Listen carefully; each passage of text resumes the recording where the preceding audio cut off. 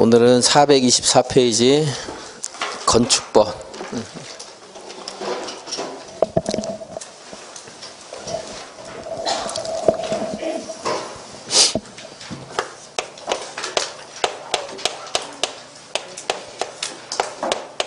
당연히 건축물을 이제 규제하는 법이 이제 건축법입니다. 그래서 맨 처음에 이제 건축물이 무엇인가 하는 것부터 있는데, 교재 그 건축법은 전체적인 흐름보다 개별적인 내용이 파악하는 게 중요하니까 이렇게 교재 보면서 칠판에 계속 이제 관련된 내용 설명하면서 보도록 하겠습니다. 먼저 건축물은 토지에 정착하는 공작물 중에서, 제가 공작물은 뭐 의미를 알 필요 없지만 사람이 만든 것이 다 공작물이다, 그런 말 한번 한 적이 있었습니다. 그 중에서 이 사람들이 드나들면서 이용하기 위해서 만든 공작물, 우리 학원 같은 거 사람들이 드나들면서 이용하는 거죠. 그런 거 공작물입니다. 근데 토지에 정착하는 공작물 중에 사람이 드나들면서 이용을 해야 되기 때문에 지붕과 기둥 또는 벽이 있는 것, 지붕과 424페이지 기둥 및 벽이 아니고 기둥 또는 벽. 지붕은 관대, 지붕과 기둥 또는 벽입니다. 그러니까 기둥과 지붕이 다 있어야 되는 거 아닙니다. 그리고 이에 딸린 시설물, 대문, 담장 이런 것도 역시 건축물입니다. 건축물. 그리고 이제 이렇게 토지에 정착하는 것만 건축물이 아니고 지하나 고가에 설치하는 차고, 창고, 점포 하는 것들도 건축물이다. 그래서 우리가 평내 호평역에 전철이 다니는데 그 전철에 꼭 뭡니까? 그 윗부분에도 이렇게 뭐 가게라든가 뭐 무슨 사무실 같은 거 이런 거 들 수가 있습니다. 또 지하 상가 같은 것도 있죠. 그러니까 지하나 고가에도 있다. 그래서 여기서 이제 우리가 주의할 게 꼭 지상에만 있는 것은 아니라는 것도 한번 알 필요가 있고요. 그리고 그런 것도 이제 의식을 하면 쉬운데 의식을 안 하고 읽고 나가면 나중에 틀려요. 잘못하면.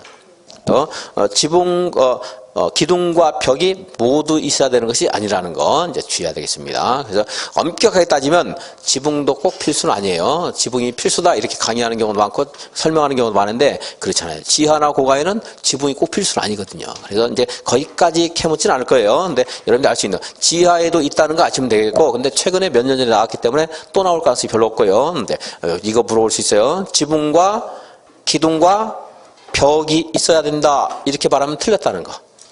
지붕과 기둥과 벽이 모두 있어야 되는 게 아니고 지상이 토지에 정착하는 공작물 중에는 지붕과 기둥 또는 벽이 있는 것, 그리고 이에 딸린 시설물도 건축물에 해당된다는 거, 그 두 가지, 그러니까 또는이라는 것과 딸린 시설물 그 두 가지는 기억을 해주셔야 되겠고.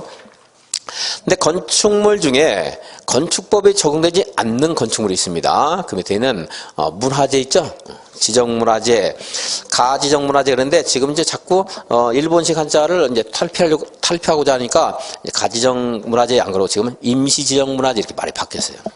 가집행 이런 것도 임시집행, 가압류, 임시압류 뭐 이렇게 이해할 수도 있잖아요, 이게. 그죠? 그래서 지금 이제 그런 식으로 좀 가면 가짜라는 의미가 있는데 가짜는 또 아니거든요, 그게. 임시적으로 하는 거지 가짜는 아니거든. 그래서 약간 이제 가를 뭐 임시로 바꾸는. 아직은 뭐 민법에서는 안 바뀌었겠지만 지정문화재, 임시지정문화재. 그러니까 구별하지 말고 다 어때요? 문화재 하면 건축법이 적용돼야 안 돼요? 안 된다는 거. 그래서 우리가 이제 공부를 하게 되는데 건축물을 건축할 때는 건축 허가를 받아야 됩니다. 건축 허가는 지방자치단체장 소관사항인데 남대문 홀랑 타서 재축할 때 지자체장이 그걸 통제하는 게 아니고 문화재청 소관이거든요. 그래서 이렇게 건축법이 적용되지 않는 게 있습니다. 문화재, 그리고 철도나 궤도의 부지에 있는, 선로 부지에 있는 다음 시설인데 그 밑에 있는 걸 또 열심히 외우고 있어요. 외울 필요 하나도 없습니다. 어디에 있는 거? 철도 선로 부지에 있는 거, 철도 선로 부지에 있는 거. 그것만 아시면 돼요. 철도 선로 부지에 무슨 건축물이 있는가 우리가 그걸 어떻게 다 알겠어요. 거기 뭐 운전시설이라든가 급탄, 급유시설이라든가, 교통시설이라든가, 뭐 보안시설이라든가 하는 것들인데, 그걸 우리가 다 알 필요가 없는 거예요. 철도 선로 부지에서는 일반적인 도로에 접근해야 되는 대지로서의 그런 요건, 이런 것들을 갖추기 어렵기 때문에 어렵다는 게 아니고 뭐 불가능하죠. 그래서 건축법이 적용되지 않는다 하는 겁니다. 그래서 우리가 플랫폼 같은 것도 분명히 지붕이 있고 기둥이 있어요.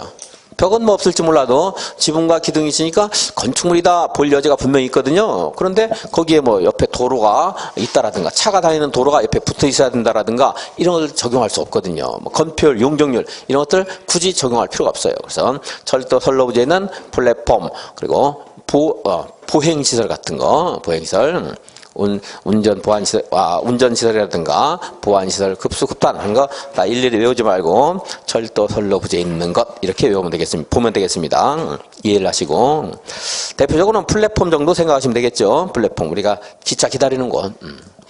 그리고 이제 고속도로 통행료 징수시설 역시 우리가 고속도로 이용하게 되면 돈 내는 곳이 있는데 거기에서 돈 받는 분들 앉아 계시는 곳 있죠? 거기도 분명히 지붕과 벽이 있으니까 그것도 건축물로 볼 가능성이 충분히 있습니다. 다만 거기에 일반적인 보행이 가능한 도로라든가 하는 것들이 만들어지기 어렵고요. 건폐율 용적률도 적용하는 것이 마땅하지 않습니다. 그래서 건축법을 적용하지 않는다. 고속도로 통행료 징수시설 컨테이너를 이용한 간이 창고, 공장 용도로 사용하는 건축물이 있는 대지에 설치하는 것만 적용되고 이동이 쉬운 것만 해당된다 하는 말은 시험에서 알려줄 겁니다. 그것까지 이제 기억하려면 너무 어려우니까 요건을.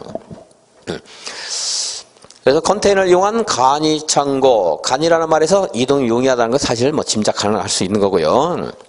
컨테이너를 이용한 간이 창고, 공장에서 생산한 의류라든가 제품 같은 것들을 간이 컨테이너에다가 저장을 할 수가 있습니다. 근데 컨테이너 창고도 우리가 요즘 컨테이너를 이용한 주택 같은 것도 많이 나오거든요.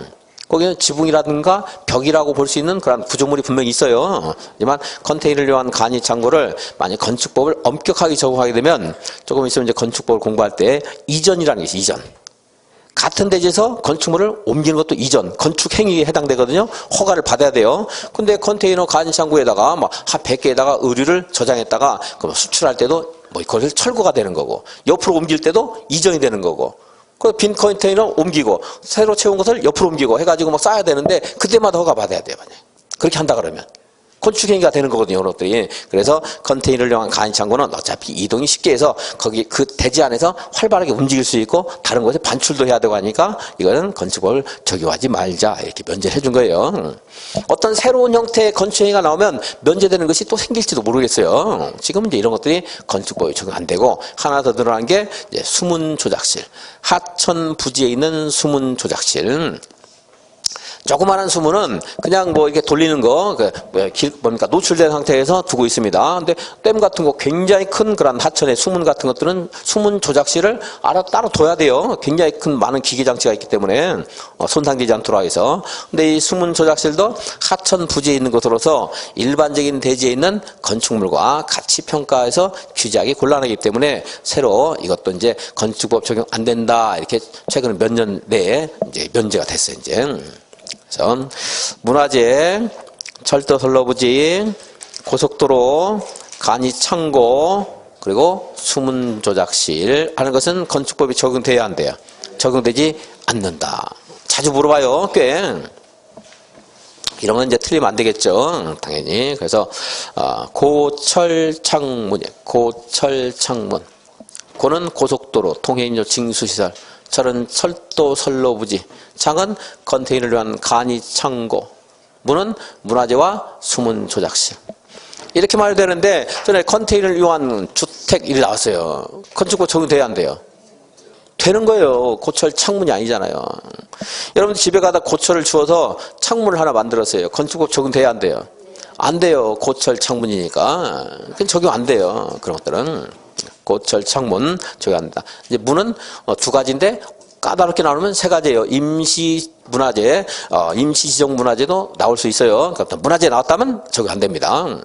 임시 지정은 문화재 지정을 위해서 지금 심사 중인 거예요. 굉장히 중요한 거, 문화재적 가치가 있는 거라고 똑같은 문화재라고 보시면 돼요. 그리고 이제 수문 조작실까지. 그래서 고철 창문은 건축법 적용 안 된다. 이렇게 한번 보시면 되겠고. 자, 대지는 각 필지로 나는 토지를 말한다. 있는데, 대지에 대해서 조금 한번 여기서 보겠습니다. 자. 건축물은 사람이 들어가면 이용한다고 했죠. 지붕과 기둥. 그리고 지붕과 벽. 이것도 건축물 맞죠? 기둥만 있어도 건축물. 벽만 있어도 건축물입니다. 그리고 지붕과 기둥과 벽이 있어도 이제 건축물이 되고요. 그리고 이렇게 지하나 고가에 설치하는 창고, 차고, 점포, 사무실 이런 것들도 건축물이다. 창고, 차고를 외울 필요 없어요. 이런 것도 있다 이렇게 하시면 돼요. 지하 상가 같은 거 생각하시면 되겠습니다. 그런 이제 이 건축물은 제가 사람이 드나들기 위해서 이용한다 그랬는데 지하나 고가에 있는 것은 우리가 크게 관심 갖지 말고 이제 대지에 건축하는 건축물에 대해서 좀 분석해 보겠습니다. 그래서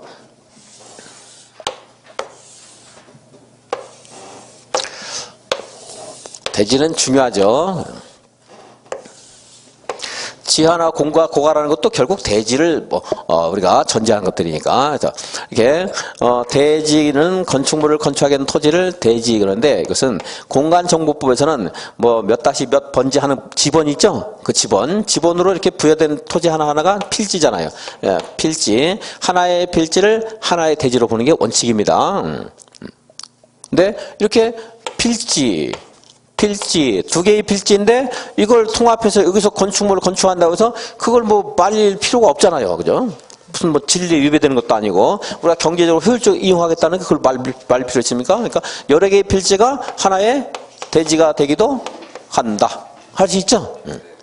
당연히 많은 거고요. 그리고 이제 이렇게 건축물을 건축해서 이용을 해야 되기 때문에 여기에는 대지에 접근하면 도로가 있어야 됩니다. 도로 있어야 돼요. 이 도로는요, 보행이 가능해야 되고, 차량 통행도 가능해야 돼요. 현대인들은 차량이 거의 필수적이죠. 차량 통행이 가능해야 돼서. 이 도로는 따라서 차가 두 대가 서로 교행을 해야 되기 때문에 얘가 4m 이상이 돼야 돼요. 4m. 원칙이에요. 이런 것들은 예외도 있지만 4m 이상이 돼야 되고, 그럼 내가 이렇게 차량을 통해서 이 대지에 들어가고 싶어요. 그럼 두 대가 4m라고 했으니까 이 대지는 도로에 몇 미터 이상 접해 있어야 돼요. 2m 이상 접하면 되겠죠? 나는 운전을 너무 못하니까 2m 갖고 못 들어간다 하지 말고 일반적으로 2m면 들어갈 수 있죠. 그래서 여기는 몇 미터만 접하면 돼요. 그러니까 이렇게 웅덩이가 있다, 이렇게 여기 웅덩이가 있다 하더라도 여기는 몇 미터만 되면 돼요? 2m. 그래서 조사를 잘 여러분들 보셔야 돼요. 4m 이상의 도로에 2m 이상이 접해야 된다. 이제 이렇게 말을 합니다.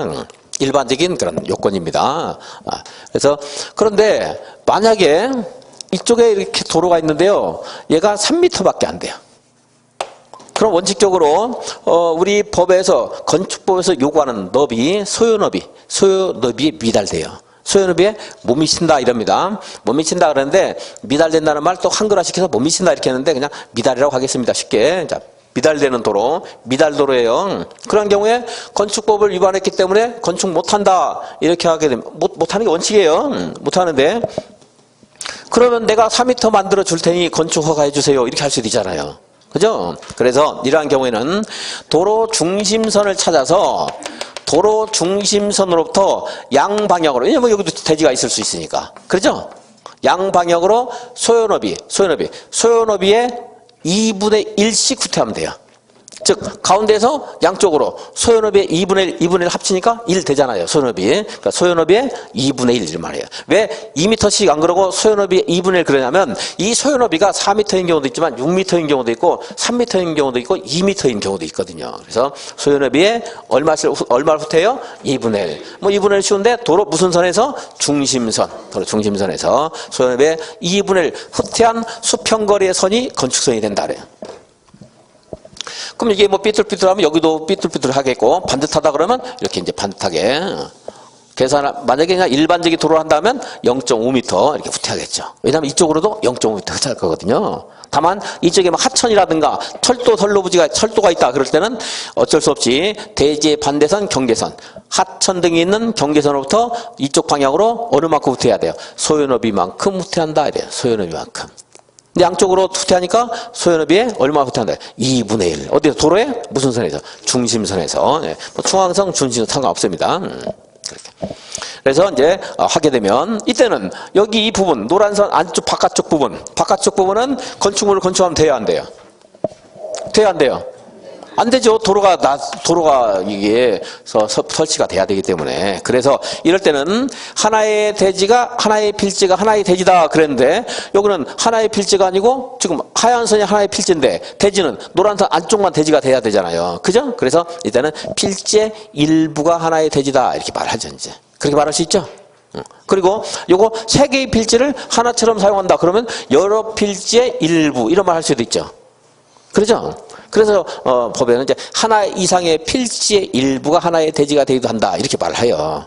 하나의 필지의 일부 또는 하나 이상의 필지, 여러 두 개, 세 개의 필지의 일부, 노란색 안쪽이니까 같이 쓰게 되면, 자, 정리하면 하나의 필지가 하나의 대지가 되는 것이 원칙이에요. 그런데 여러 필지가 하나의 대지처럼 사용될 수도 있고, 또 필지의 일부만 하나의 대지가 되는 경우도 있을 수 있다.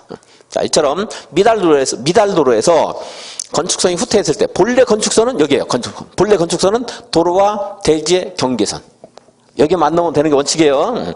건축선이. 그런데 이제 이런 경우에는 어떻게 해요? 미달도로에서는 건축선이 안쪽으로 어떻게 해요? 후퇴하죠, 후퇴. 안쪽으로 들어가죠? 후퇴를 해야 됩니다. 그 후퇴한 부분의 면적은 대지 면적에 들어가요, 안 들어가요? 안 들어간다는 거.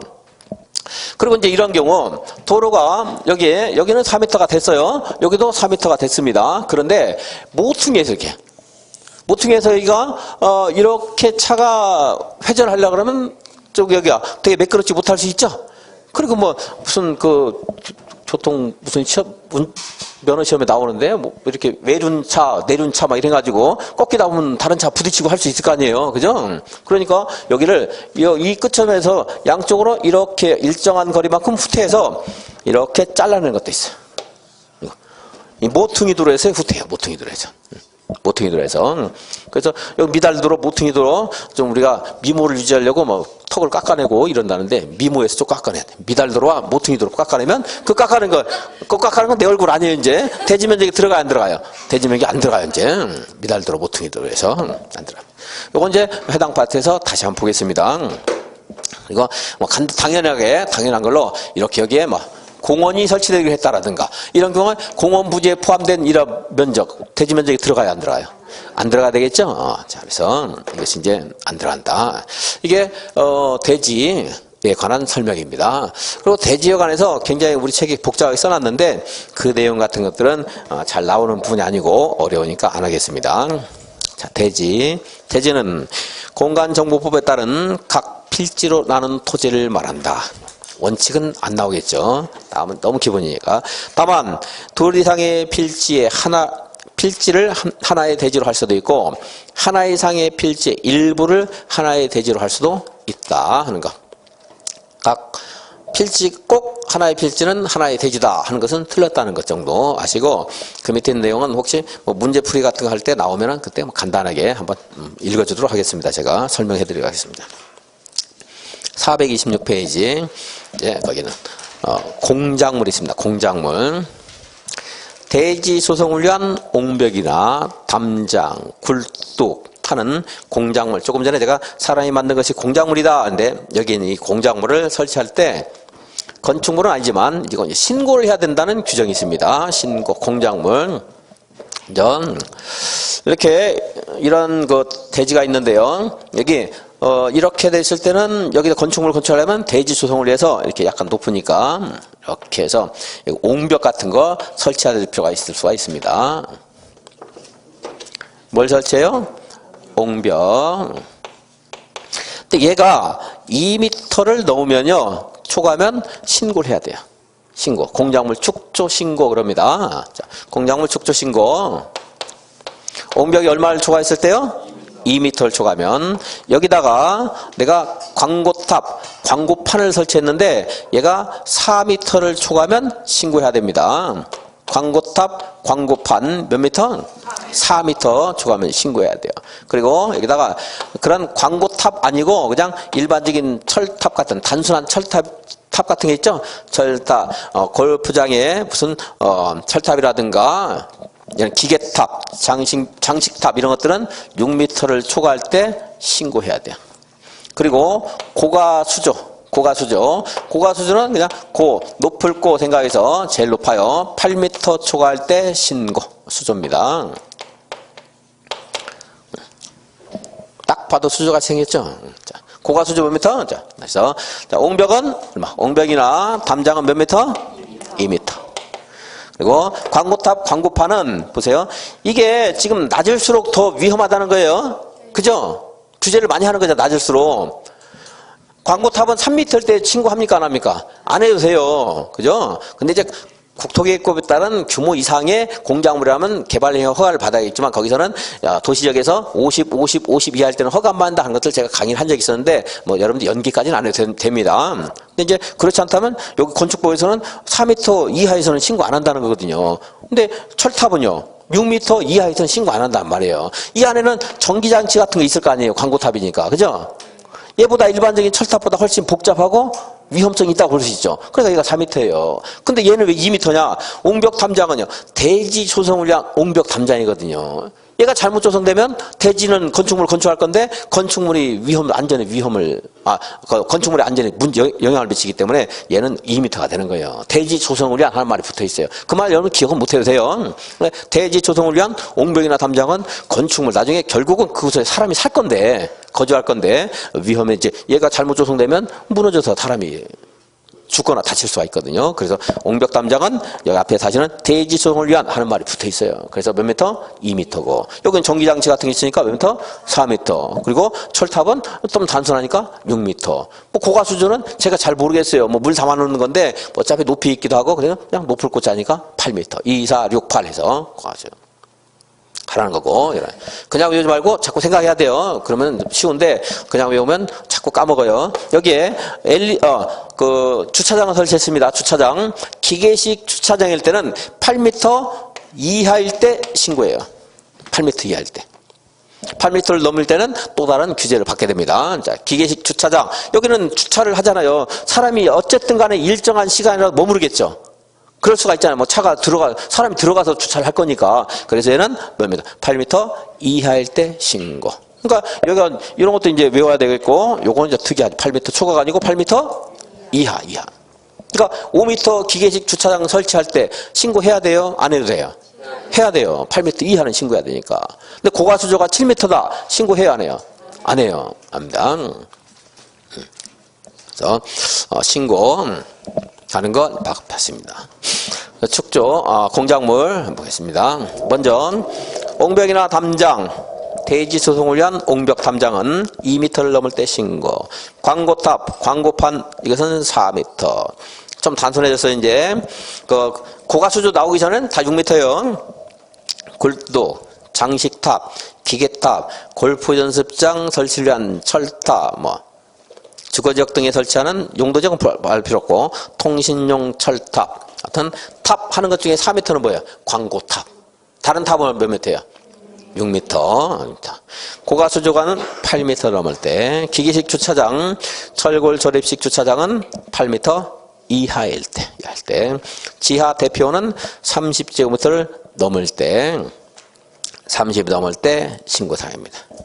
우리 건축부에서 꼭 그런 건 아닌데 면적이나 숫자가 너무 많이 나오지만 이제 면적에서 이제 30제곱미터 이하가 좀 작다 이렇게 볼 때가 좀 많습니다. 그래서 30제곱미터 넘으면 지하 대표는 어떻게 해야 돼요? 신고해야 신고. 8번, 9번은 볼 필요 없고 7의 2 이런 식으로 붙어 있는 것들은 새로 나온 것들이에요. 이런 것들이. 신에너지 재생 등에 관한 법률에 따른 태양 에너지를 이용하는 발전 설비와 그 밖에 이와 비슷한 것. 태양 에너지를 위한 발전 설비, 태양광 설치하는 거 본 적 있잖아요. 그죠? 그게 얼마를 넘을 때 신고하라고 했어요? 5m. 자, 그래서 2, 4, 6, 8 이거 외워놓고 이제 우리 어릴 때는 젊을 때는요 좀 이렇게 유치하지만 이제 연인을 꼬시려고 오 태양 같은 나의 여인이여 너무나 소중하다 이거. 너 없으면 못 살아. 태양 없으면 못 살잖아요. 그래서 태양 같은 나의 이랬어요. 오 태양 같은이 뭐예요? 태양 에너지 5m예요. 태양 5m. 그렇게 해서 이제 외우시고. 그 다음 수랑 되면 또 까먹겠지만 이런 식으로 몇 번 하면 한 3번 하면 기억나시겠죠. 이제 나오면 안 틀려야 돼. 이런 것들은 이게 자주는 아니지만 가다 나옵니다. 그래서 뭐 딱 몇 년에 나오겠다 이렇게는 예측 못해도 지금 이제 어느 정도 나올 때가 됐어요. 한 3, 4년에 나오진 않지만 한 5, 6년 걸쳐는 나올 수가 있습니다. 자, 다음에 이제 건축물의 건축입니다. 건축물의 건축. 자, 이 건축물을 건축한다는 건 건축하는 것은요 5가지 행위가 있습니다.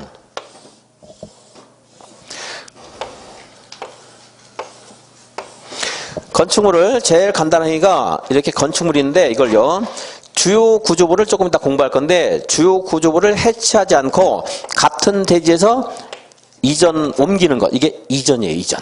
뭐라고요? 이전. 그리고 건축물이 있는데 이걸 내가 부수는 것을 철거한다 이러고 재해로 없어지면 멸실된다 이런 말 하는데 뭐 철거 멸실은 여러분들이 뭐 암기를 못 하더라도 그냥 듣다 보면 여러분들 이해할 겁니다. 철거를 하고요. 건축물을 새로 지었어요. 멸실되었는데 새로 지었습니다. 이건 같은 대지에서. 근데 얘가 종전 규모 이하로 이제 건축을 하게 되면 개축 그래요. 멸실된데 새로 졌어요. 종전 규모 이하면 재축 그래요.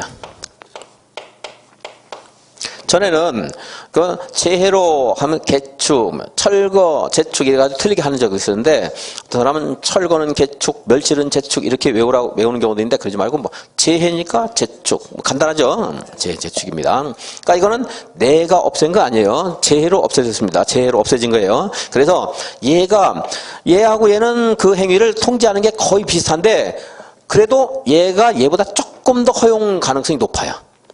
얘는 안 되는데 얘가 되는 데가 있어요. 그러니까 얘가 얘보다 조금 더 가능해요. 종전 규모를 초과하면 안 된다고 했죠. 그래서 재축에 대해서 종전 규모 이하에서 새로 건축하는 걸 재축이라고 한다. 이렇게 딱 얘기만 있었는데 몇 년 전부터 얘는 조금 더 허용치가 높아졌어요. 연면적은 종전 규모를 초과하면 안 돼요. 연면적은 종전 규모 이하에 됩니다. 층수, 동수, 높이 이것도 종전 규모 이하여야 돼요. 해야 되는데 얘는 예외를 받아요. 얘는 연면적이 넘어가면 안 됩니다. 그럼 재축이 아니에요. 그럼 이제 좀 이따 하면 신축입니다. 신축. 그런데 층수, 동수, 높이는 종전 규모를 초과할 수 있다. 관련 법률을 위반하면 돼야 안 돼요. 안 되는 건 당연한 거죠. 제가 뭐 법률에 따라 해야 하는 건 당연하다고 했습니다. 그래서 예를 들어 이제 종전에 이렇게 여기가 200제곱미터 150을 할까? 200 이렇게 이제 있었습니다. 그래서 두 개 층을 한번 해볼까요? 두 개 층에 이렇게 두 개 동이 있었어요. 두 개 동 400제곱미터에서. 근데 여기에서 새롭게 해서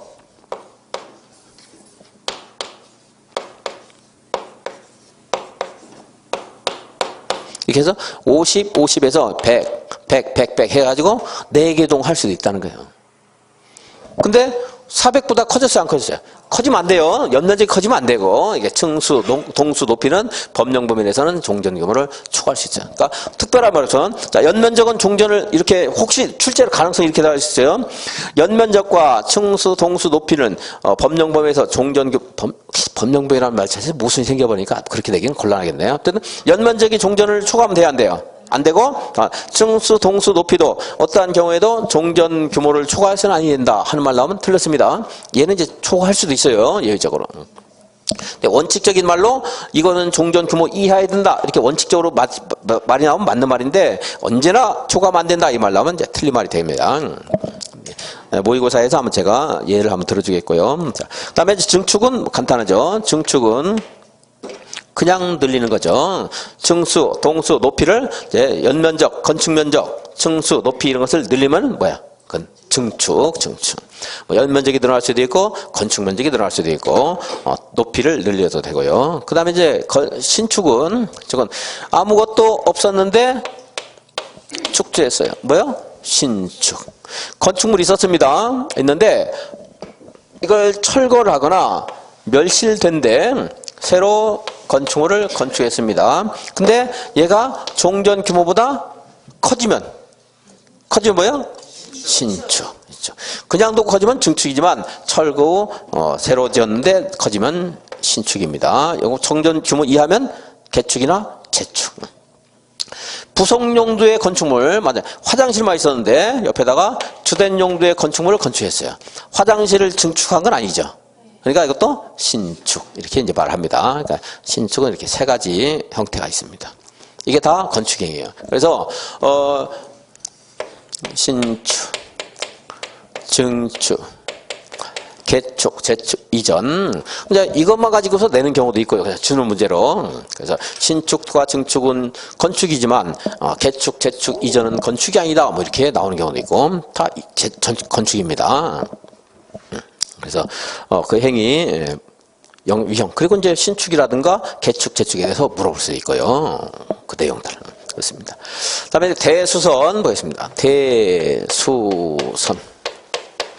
여기에는 건축물 중에 주요 구조부 하는 게 있어요. 주요 구조부. 주요 구조부는 여기에서 한번 평가를 해보겠습니다. 자, 건축물은 기본적으로 뭐가 있었죠? 아까 지하나 고가 말고는 지붕, 그리고 기둥 또는 벼 있었죠? 근데 이게 건축물이 하나의 층만 있는 게 아니고 두 개 층 이상이 이렇게 만들어질 수 있잖아요. 그렇죠? 이렇게 만들어냈습니다. 그러면은 1층과 2층, 3층 각 층 사이에 뭐가 있어요? 바닥 있죠, 바닥. 일단 바닥부터 있죠, 우리가. 보가 보이는 분은 눈이 좋으시고 공부 많이 했네요.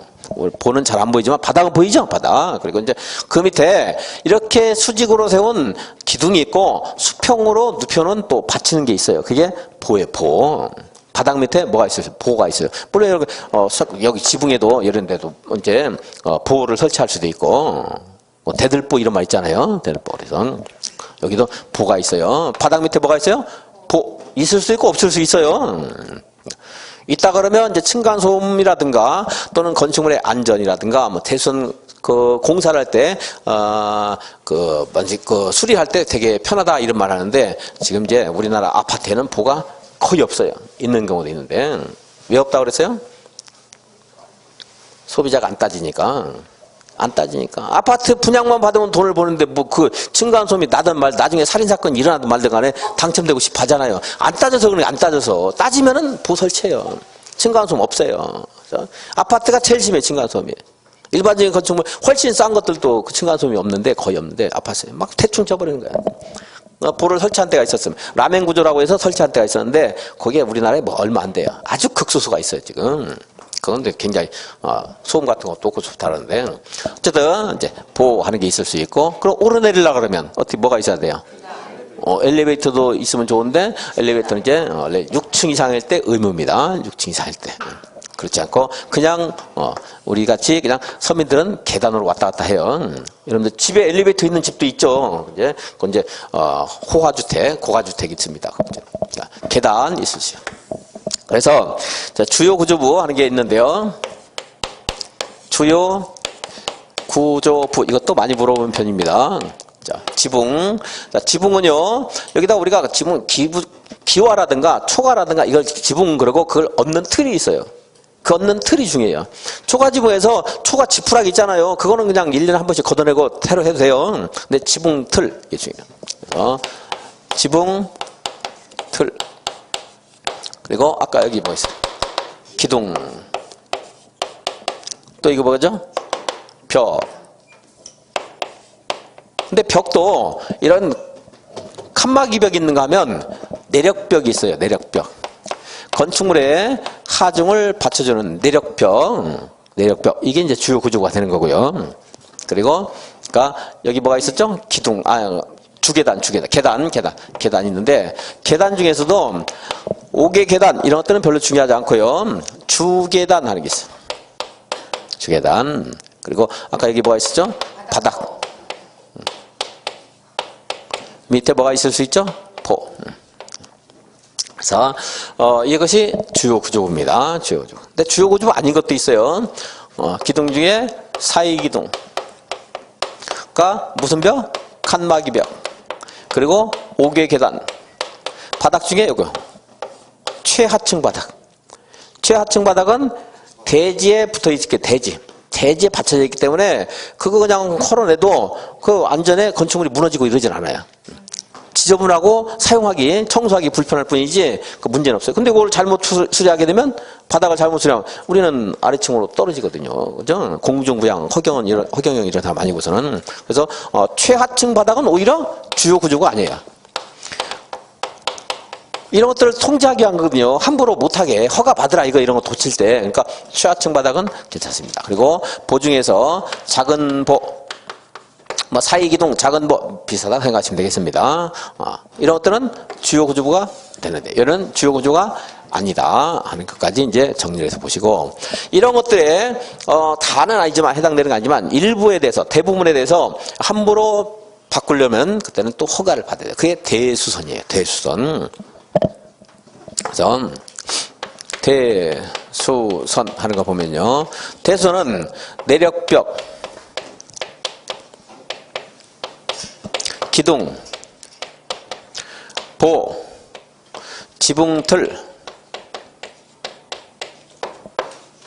자, 이거를요, 증설하거나 해체하면 대수선에 해당돼요.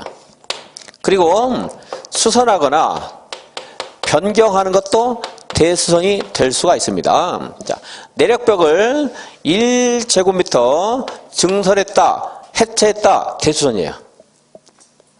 근데 내력벽을 1제곱미터 수선했다, 변경했다, 이건 대수선이 아니에요. 그냥 증설의 해체는 없는 걸 만들거나 있는 걸 없애는 게 증설 해체죠.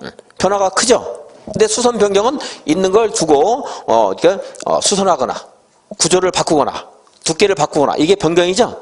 수선은 좀 금강굿을 시멘트를 칠해가지고 떼우거나 이런 게 수선이 되는 거고, 변경은 두께를 50cm인데 60으로, 60인데 50으로 한다든가, 모양 같은 걸 바꾸는 걸 변경이라고 합니다. 그래서, 여기는 딱 증설 해체하는 순간 모두 대수선인데, 여기는요, 일정 규모 이상이 돼야 돼요. 그래서 여기는 30제곱미터 이상 수선하거나 변경을 해야 대수선에 해당돼요.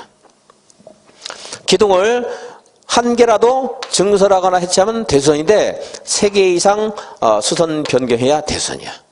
보도 한 개 하더라도 대수선이에요. 근데 여기는 3개 이상 해야 대수선이에요. 여기는 내력벽, 기둥, 보, 지붕틀은 얼마? 3개. 아까 제가 30제곱미터 하는 것이 좀 크다, 작다를 평가하는 기준이 될 때가 좀 많다고 했죠. 그리고 숫자가 3으로 다 통일되어 있어요. 다행히. 네, 이 밑에 있는 건 이제 주계단, 피난계단, 그리고 방화벽, 방화구획이라든가 주계단, 방화벽, 그리고 경계벽.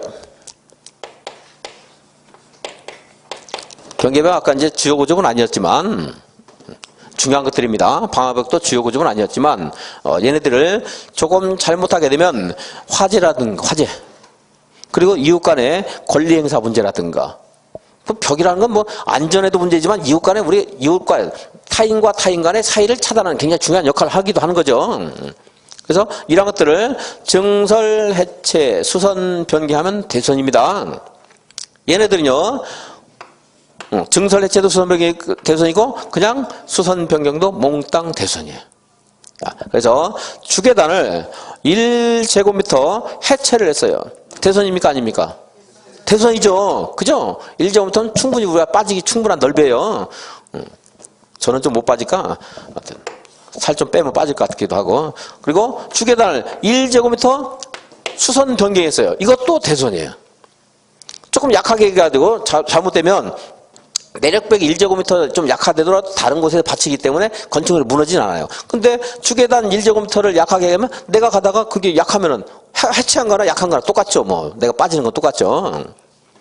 방화벽도 1제곱미터 증설해체 대수선입니다. 1제곱미터 수선 변경이 있어요. 잘못하게 돼가지고 불이 화재가 옆으로 번지면 어떨 거예요. 그죠? 내화구조 불연지를 안 써가지고 다른 걸로 써가지고 자면 안 되겠죠. 경계벽도 1제곱미터는 충분히 옆집 다 가지고 옆집 밥 훔쳐먹고 시험 떨어지라고 중개사 공법 책에 막 낙서하고 할 수 있는 충분히 있어요. 경계벽. 그래서 얘네들은 증설해체 수선병이 몽땅 대수선. 위에 있는 거는요.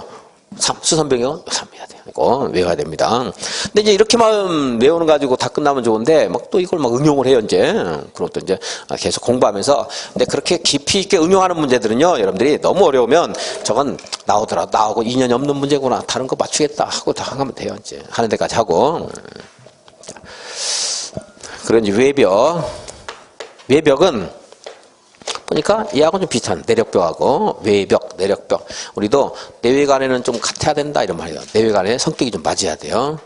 내외간에 같아요. 내외간에. 그럼 볼게요. 내외간 같다고 해서 제가 분명히 외벽에 마감 자재를 증설 해체하거나 외벽의 벽면적을 30제곱미터 이상 수선 변기하면 대수선이다. 맞아요? 틀려요? 맞죠? 내외간 같으니까 외벽은 내력벽 같다. 이렇게 하시면 돼요. 그래서 이제 건축과 대수선까지 한번 읽어보겠습니다. 427페이지. 자, 지금 읽으면서 이 말이 무슨 상황인가 이렇게 짐작이 되면 됩니다. 이제 신축, 건축물을 신축, 증축, 개축, 재축, 그리고 이전하는 것. 이게 뭐예요? 건축. 신축은 건축물이 없는 대지에서 새로 건축물을 축조하는 것을 말한다. 근데 부속 건축물만 있는 대지에 주된 건축물을 축조하는 것도 포함된다. 이것도 신축이죠? 또 하나, 건축물이 없는 대지에 놓고 괄호에다가 기존 건축물 철거, 멸실된 대지를 포함한다 그랬죠? 그러니까 여기다 건축물을 건축해도 신축이다 이 말이죠? 근데 그러는 이제 또 그 뒤에 단서 괄호 안에 보면 개축이나 재축에 해당되는 것은 제외한다. 그래서요. 그죠? 철거 멸실 후에 개축 재축이 아니다 하려 그러면 종전 규모를 초과한다. 이렇게 할 수 있죠? 그 상황 이제 하시면 되겠습니다. 그래서 증축은 기존 건축물이 있는 대지에서 건축물의 건축 면적을 늘리거나 연면적을 늘리거나 층수를 늘리거나 높이를 늘리거나 증축. 답이 되는 경우는 없을 겁니다. 너무 기본이기 때문에. 개축은 건축물의 전부나 일부를 철거하고 그 대지에서 종전 규모의 범위에서 건축물을 다시 축조하는 것. 개축. 근데 거기서 건축물의 일부 하는 것이 내력벽 기둥 보호 지붕틀 중 3개 이상을 포함한다 하는데 하지 말고 그건 이제 그게 나올 수도 있어 언젠가는. 그걸 공부하면 얘하고 충돌이 돼서 헷갈려서 도저히 안 돼요. 그런데 정리가 안 될 거예요.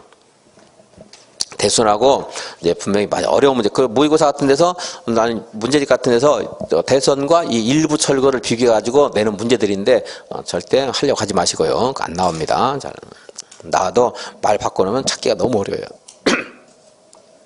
재축은 건축물의 천재지변 등으로 멸실된 경우에 다음 요건을 모두 갖추어 다시 축조하는 것을 말한다. 연면적은 종전 규모 이하로 할 것. 동수, 층수, 높이 다음 어느 하나에 해당될 것. 기억, 종전 규모 이하일 것. 언제나 그렇다. 그럼 틀렸다고 했죠? 네. 법령 범위라면 동수, 층수, 높이가 종전 규모를 초과할 수도 있다. 자, 그래서 그 밑에 있는 것을 여러분들이 무슨 말인가 정신없다 하더라도 연면적이 종전보다 늘어나면 돼야 안 돼요? 안 된다. 그거는 딱 갖고 가야 돼요. 이전, 주요 구조부를 해체하지 않고 같은 대지에 다른 위치로 옮기는 것. 그렇습니다. 대수선, 그 밑에 1. 내력벽을 증설 해체하거나 면적 상관없죠. 수선 변경은요. 30제곱미터 이상 수선 변경할 때, 기둥을 증설 해체하거나 3개 이상 수선 변경할 때, 볼을 증설 해체하거나 3개 이상 수선 변경, 지붕틀도 마찬가지고요. 방화벽 방화구역을 위한 바닥이나 벽을 증설 또는 해체하거나, 여기는 면적 상관없이 수선 변경 그렇게 해놨잖아요. 주계단, 피난계단, 특별 피난계단을 증설 해체하거나 수선 변경하는 것. 다가구택이나 다세대주택 간의 세대 간 경계벽을 증설 해체하거나 조금이라도 수선 변경하면 모두 뭐예요? 대수선. 다음에 외벽 하나 나오겠네요. 외벽 마감 재료를 증설 해체하거나 마감 재료인가 외벽인가 이거 구별할 노력 안 해서도 상관없어요. 외벽 나오면 증설 해체는 수선 변경. 면적 얼마 이상 증설 해체 대수선인데 수선 변경하려면 얼마 이상 해야 돼요? 30 이상. 그 밑에 문제 나왔으니까 한번 볼까? 철도 선로 부지에 있는 시설로서 건축법의 적용을 받지 않는 건축물을 모두 고른 것은 플랫폼, 운전시설, 보행시설, 급수급탄, 철도 선로 부지에 있으면 다 적용 면제된다고 그랬죠? 그렇게 이제 외울 필요도 없는 겁니다. 다음에 이제 430페이지 주요 구조부 보겠습니다. 건축물의 주요 구조부 위에서부터 내려오는 게 좀 편할 것 같아요. 지붕, 들 430페이지 3번 그림으로 생각하면 되겠죠? 그림 그리면서 여러분 그림 그리면서 한번 보세요. 여러분 집에서 한번 그려보세요. 한 두 번만 그리면 이제 시험에 안 틀려요. 근데 내기, 바보, 지주, 뭐 바지 보내주기 이렇게 외우면은 나중에 헷갈려요. 그게 무슨 말인가를. 제가 처음에 강의를 처음 시작하면서 이런 거 뭐 그릴 줄도 모르고 하니까 어떻게든 외워줘야 되겠다 해서 내기하면 지는 바보, 지주가 있다. 돈 다 틀렸다. 재밌어요. 그러면 들을 때는. 근데 공부를 그렇게 효율적이는 못해요. 내기, 바보, 지주 하지 말고. 그냥 지붕틀 그림 그리면서 상상하죠. 여러분 집에서 한번 그려보시면 돼요. 지붕틀. 그리고 내력뼈, 기둥. 그 다음에 이제 뭐가 있어요? 바닥 있을 수 있죠. 바닥. 그죠? 바닥 밑에 뭐가 있을 수 있어요? 보. 그 모르면 바보예요. 바닥 밑에 보 있을 수 있고. 그 다음에 이제 계단, 계단 있어요. 아닌 것도 생각이 아닌 것도 작은 기둥, 사이 기둥, 칸막이 벽, 5교의 계단, 그리고 최하층 바닥, 작은 사이, 칸막이 이것은 상식이에요. 사실 안 해도 돼요. 그런 것들은. 그죠? 최하층 바닥이 조금 헷갈릴 수 있고, 그 다음에 이제 들었으니까 안 헷갈릴 거예요. 여러분들. 5교 계단, 처마, 차양, 이런 것들은 주요 구조부가 아니다. 그런 거고. 432페이지 고층 건축물 보겠습니다. 고층 건축물은 여기까지 보고 10분 쉬겠습니다. 층수가 30층 이상이거나 높이가 몇 미터 이상일 때? 120m 이상일 때 고층 건축물 432. 근데 초고층은 층수가 50층 이상이거나 높이가 200m 이상인 건축물. 준초고층 건축물은 고층 중에 초고층이 아닌 것. 그래서 고층 건축물은 층수가 30층 이상이거나 높이가 120m 이상인 건. 그래서 하나의 층을 4m하고 같이 취급하고 있어요. 우리 법에서, 건축법에서. 실제로 층수를 평가할 때는 지하층은 층수에 포함되지 않습니다. 지하층. 그리고 이제 층의 구분이 불분명하다. 우리 학원 건물은 뭐 1층, 2층 사이가 명확하게 구분이 되어 있어요. 근데 층의 구분, 지금 굉장히 다양한 형태의 건축물이 있다 보니까 층의 구분이 불분명한 것도 있을 수가 있거든요. 뭐 창이 엇갈려가지고 막 나 있고요. 바닥도 막 엇갈려 있고 해가지고 되게 헷갈리게 되는 것도 있을 수가 있습니다. 그럴 때는 4m마다 하나의 층으로 본다 하는 것도 있어요. 층이 명확하게 돼 있으면 10m가 됐든 20m가 됐든 하나의 층이 되는 건데 층의 구분이 불분명하다. 막 기울어져 있고 빙빙 돌아 있고 막 하는 것도 있을 수 있거든요. 그럴 때는 몇 미터마다 하나의 층으로 봐요? 4m마다 하나의 층으로 본다. 그래서 30층 이상이거나 120m 이상이면 고층 건축물이에요. 29층인데 150m예요. 고층이다? 아니다. 고층이다. 30층인데 100m예요. 고층이다? 아니다. 고층이다. 둘 중에 하나에 해당하면 고층. 그 다음에 초고층 건축물. 이것은 몇 층 이상? 50층 이상이거나 몇 미터겠어요? 이제 200m 이상인 건축물. 초고층 건축물. 그래서 오징어는 초고추장에 찍어 먹어야 돼. 맛있어요. 그러니까 초고층은 몇 층? 50층. 그리고 이제 준초고층 건축물은 이제 이거 사이에 있는 거겠죠? 자, 고층이면서 초고층에 해당되지 않는 거. 시험에 안 나오겠지만 엄격하게 따지면은 30층 이상이거나 120m 이상이면서 49층 이하이고 200m 미만인 것. 이거는 엔드로 해야 되겠죠. 그죠? 둘 다 이렇게 해당돼. 둘 다. 내가 뭐 그렇게 너무 여기까지 신경 써서 하지 마시고 준초고층 건축물 있습니다. 초고층 건축물, 준초고층 건축물. 그래서 만약에 50층입니다. 초고층이죠? 30층입니다. 준초고층 건축물입니다. 그럴 때 여기는 이제 우리가 화재라든가 무슨 재난이 발생했을 때 지상으로 대피하기가 용이하지 않잖아요. 그죠? 그래서 지상으로 직접 통하는 층을 직통계단 이런 말 해요. 직통계단. 직통계단이 있어도 여기 대피하기가 쉽지가 않거든요. 그래서 일단 피난 안전구역을 둬야 돼요. 피난 안전구역. 근데 초고층은 30개 층마다 하나 이상의 피난 안전구역을 둬야 돼요. 그럼 50층이라고 한다면 30개 층 이 안에 피난 안전구역 하나 이상 둬야 돼요.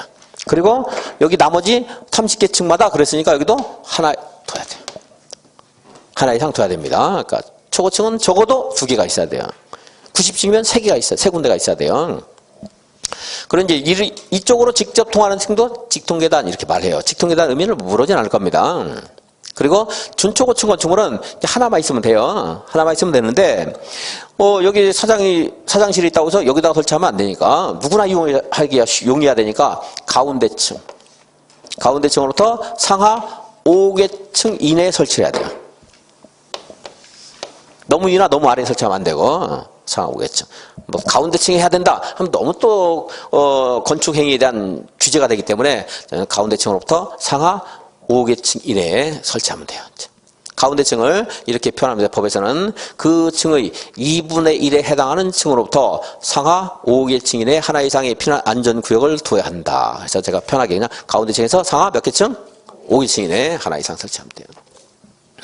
그래서 고층, 초고층 받습니다. 63빌딩은 몇 개 층인가 혹시 아세요? 예? 63빌딩 3층이라고요? 60층.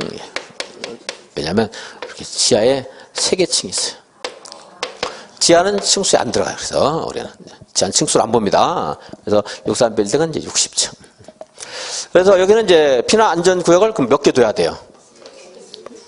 적어도 2개 둬야 되는 거죠? 2개. 30개 층마다 하나 그랬으니까. 만약에 진짜 63층이다 그러면 3개 둬야 돼요. 30개 층 하고 나머지 3개 층에 하나 어쨌든 간에 적절하게 배분해서 3개는 둬야 됩니다. 30개 층마다 있으니까. 그래서 이제 지하층은 안 들어간다는 거 하나 갖고 피난 안전구역에 대해서 한번 봤습니다. 그럼 10분 쉬었다가 계속해서 보겠습니다. 칠판은 그냥 놔둘게요.